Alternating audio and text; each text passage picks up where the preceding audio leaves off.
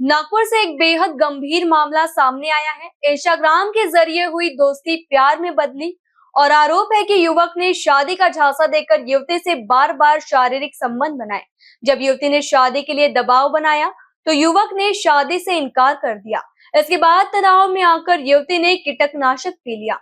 फिलहाल युवती का अस्पताल में इलाज चल रहा है और पुलिस ने आरोपी के खिलाफ मामला दर्ज कर जांच शुरू कर दी है।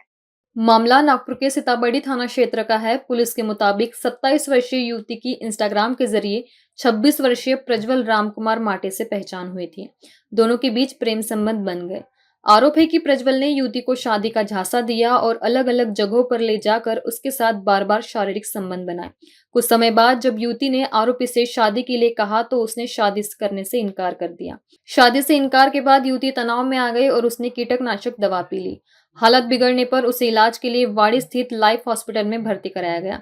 युवती के बयान के आधार पर सीताबड़ी पुलिस ने आरोपी प्रज्वल रामकुमार माटे के खिलाफ संबंधित धाराओं में मामला दर्ज किया है।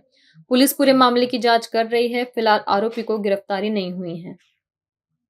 आपल्या बर्डी पोलीस स्टेशन अंतर्गत एका महिलेला लग्नाचा आमिष दाखवून त्याच्यावर काही शारीरिक संबंध प्रस्तावित केले. नेमका आरोपी कोण आहे, कुठे घटना घडली, काय माहिती आहे?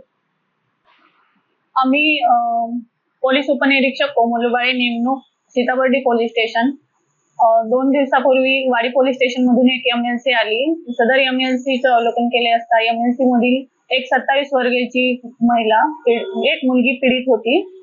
तर तिचे मागील 1.5 वर्षापासून एका मुलासोबत इंस्टाग्रामवर ओळख झाली होती. नंतर त्यांची मैत्री झाली व मैत्रीचं रूपांतर प्रेमामध्ये झालं. मग नंतर ते दोघंजण लग्न करणार होते.